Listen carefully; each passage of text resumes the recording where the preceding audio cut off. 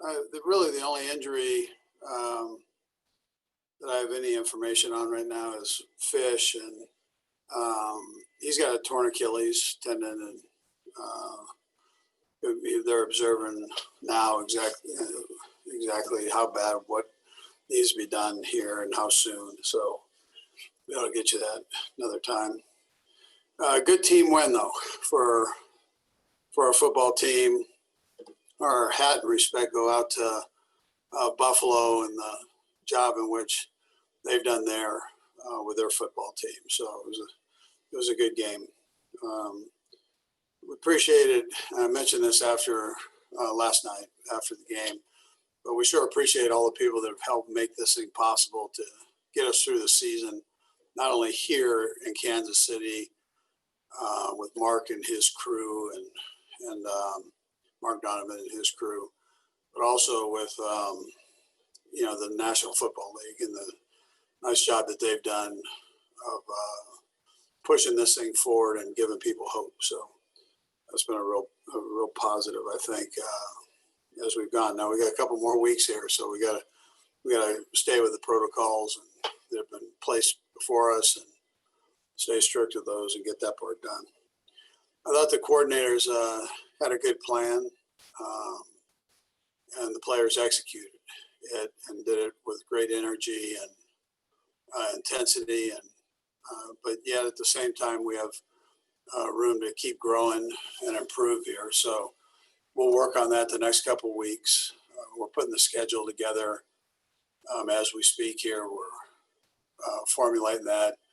Ted will have a schedule for the media after he gets the information from the league on what can be done and when it can be done. And some of our practice schedules work around that. Likewise, that second week. So we'll be able to give you a little bit more finalized picture here later. My hat goes out to Brett Veach. I mean, we've had these injuries along the way here, and I just look at the job that he's done on bringing players in here that can play and that can step in when somebody gets hurt and we're not losing, a beat there. So, and his guys bust their tail. They kind of get, at this time of the year, they kind of get pushed aside, I think, in people's minds and forgotten. But without his hard work and his guys' hard work, obviously none of this is possible. So, and then, like I mentioned, we look for that challenge of playing the Buccaneers. They're a good football team and unique situation that they're playing at home. I mean, that's never happened. But my hat goes off to him. Bruce Arians and his staff done a nice job. Their players have done a nice job. And, again, we look forward to that opportunity to play them. So with that, time first. Let's go first to Bob Fesco. Go ahead, Bob. Hey, Andy, with everything that you mentioned that you guys had to go through this year and really what we're all going through, kind of this year, is this one any sweeter because of everything you guys had to navigate along the way to get here? And Brad, I'll have a follow-up too. Yeah, well, I mean, just the fact I'm talking to you guys on this WebEx here. So, I mean, it's or a Zoom meeting. It's different. I mean, I get to see dogs and jumping on people and this and that. I mean, it's wild. So it's definitely unique. I just hope that we've been able to bring hope to people and some relief for those that have suffered from this thing. So and that we're able to go forward. We're doing that. We're progressing and it is unique. I guess it's sweeter to this point. It's more unique, I think, than sweeter. It's the fact that we've gotten to this point is a neat deal, I think. Andy, how optimistic are you? Maybe you could get Mitchell Schwartz back for this game.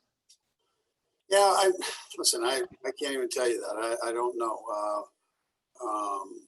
how optimistic I am with that. But I know the other guys are doing a nice job, and we should be okay there with the guys that we have.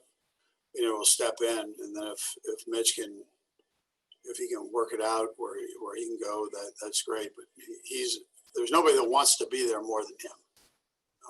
But I can't tell you I'm that optimistic about it. Go next to Aaron Ladd. Go ahead, Aaron. Coach, this Buccaneers team is one that's gotten hot down the stretch. Franchise record, 7-game winning streak. What have you seen from them on tape? I know it hasn't been long that you have an opportunity to look at it, but what have you seen over that stretch? And Brad, I'll have a quick follow-up.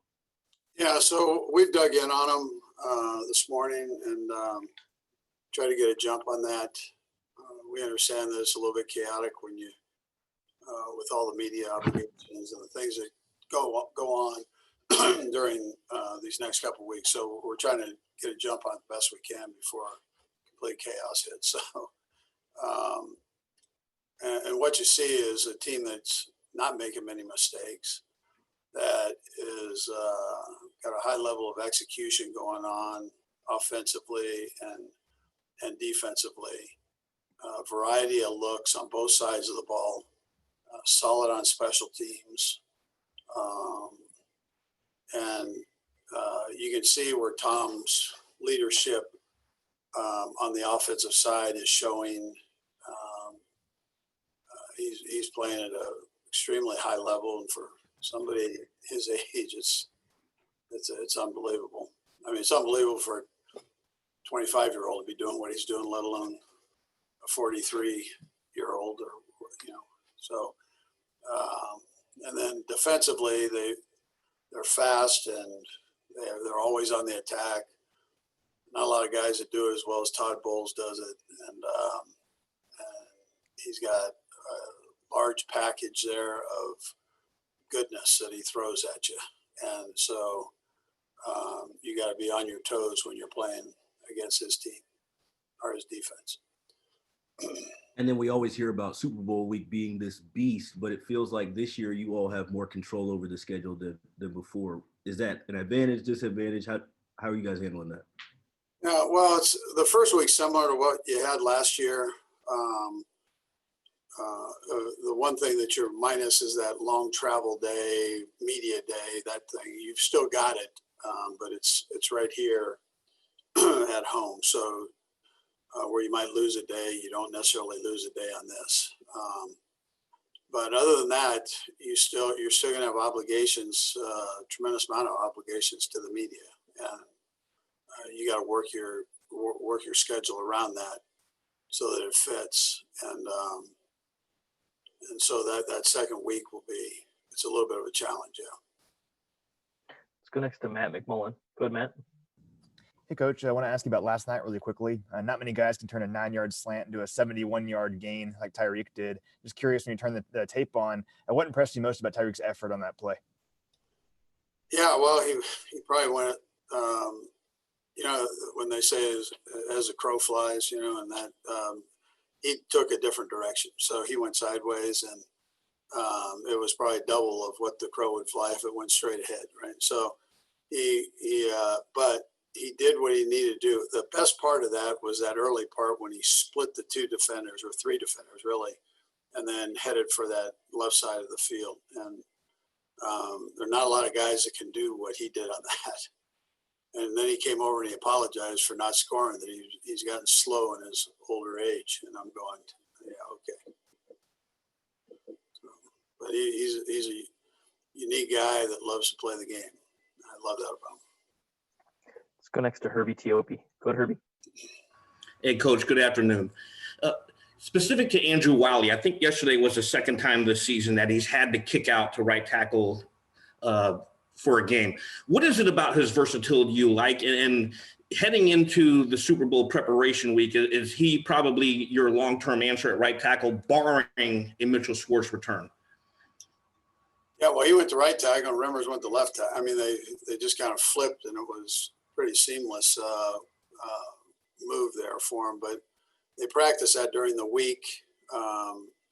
Andy Heck does a great job of maneuvering people around and giving them opportunities to play all the different positions. So, and we've got, this is where Brett comes in. I mean, his thought of bringing Wiz here, and Wiz is able to step in a guard, and he's experienced. And he's done that at all these different positions where, I don't know. He's he doesn't miss a beat. He's always a step ahead and making sure that he covers the bases. That's much appreciated by the coaches, and I know the players have a ton of respect for him too. Go next to Adam Teicher. Go ahead, Adam. Andy, you touched on this in Herb's question, but I'm just wondering, between a couple guys opting out before the season and then a bunch of injuries, you've really had to dig deep on that offensive line depth, and was just wondering how you've managed to keep those guys playing well enough to get you guys to help get you guys to a Super Bowl. And Brad, I'll have one quick follow-up as well. Yeah, listen, they're talented guys. It's and then they're, in some cases we've had some young ones step in. One of Missouri's finest, and then again, we've had some older guys step in, and so. But that combination has been able to get us through some games here, and most of all, I think the quarterback trusts them, as do the running backs, and there's good communication. I wouldn't slight, though, the fact of how Andy tends to it, and how he moves people around, plays to those guys' strengths with the run game, and it's a great situation. Yeah, and obviously I know you guys like Mike Remmers because you signed him, but have you learned anything about him during his time with the Chiefs? Something maybe. Yeah, he's dirty tough, and I joke he's like a throwback. He is Redbeard, right? He's it, man. He breaks out the sword and he's ready to go. So I appreciate him and his toughness, and he's a smart kid. He's really fit in well with the whole program here. Go next to Vahe Gregorian. Go ahead, Vahe. Hey, Andy. Brad, I'll have a quick follow after this, too. Andy, you've talked about it in bits and pieces, but I wonder, when you think about the couple, 3, 4 things that enabled you just to get back to this point, what comes to mind? Yeah, well, I just think the ability that I'm going to come back to Brett here real quick on this, but for him to be able to sign back the players that he signed back, to keep the team as whole as he possibly could.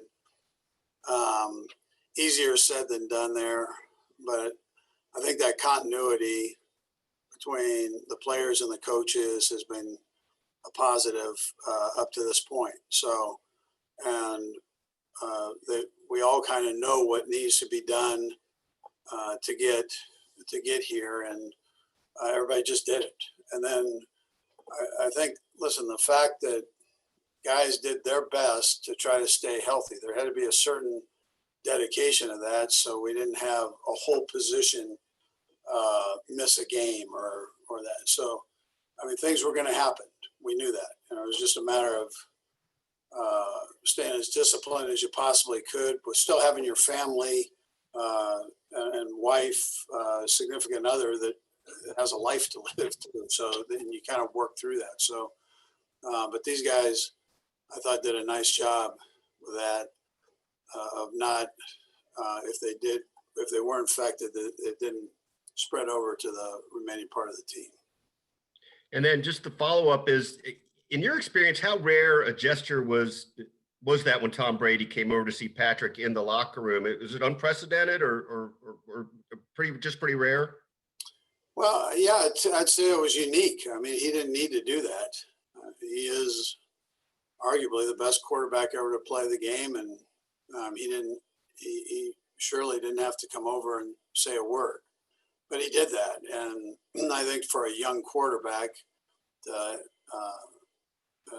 have somebody of his stature do that, I think was a tremendous gesture. And it was heartfelt. I mean, he didn't have to do it, and he wasn't putting on a show. There's nobody there, to really see it. So it was just he and his respect for Pat, and then in return, Pat's respect for him. Got 3 more. We'll go right down the line, starting with Sarin. Go ahead, Sarin.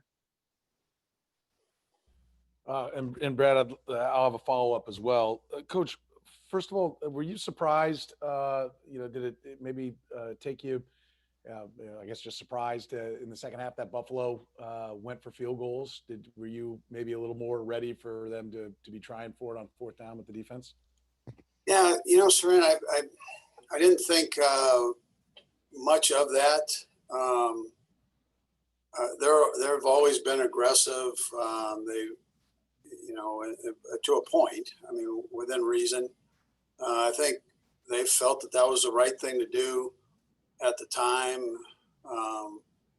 And towards the end of the game, they got one onside kick. I'm sure he felt like we've got another one in the back. That kid actually he does a nice job with those. So he came out with points and put it in a position where a score or two, they could, take the lead.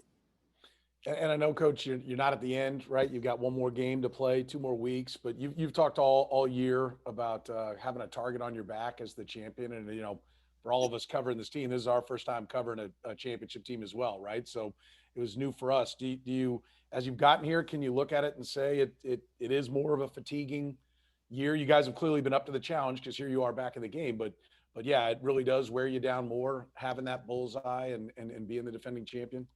Yeah, I think it's the fact that the thing I can see that is a positive was the record that we persevered through some tough games, and so the mental toughness to do that individually each week, was important. Knowing that you're going to get people's best shot, and so there's that respect for it.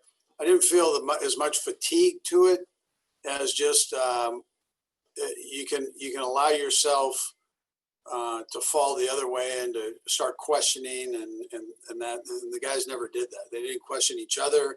They didn't question the coaches. They stayed focused and delivered. And so however that falls in, so I'm not sure how to categorize that, but I just think that that might have been the biggest challenge. I mean, you've seen that with teams when things aren't going right, they just kind of fall apart there. And our guys have not done that. They've all stuck together and trusted. We'll go last to Matt Derrick. Go ahead, Matt. Hey, Coach, always appreciate the time.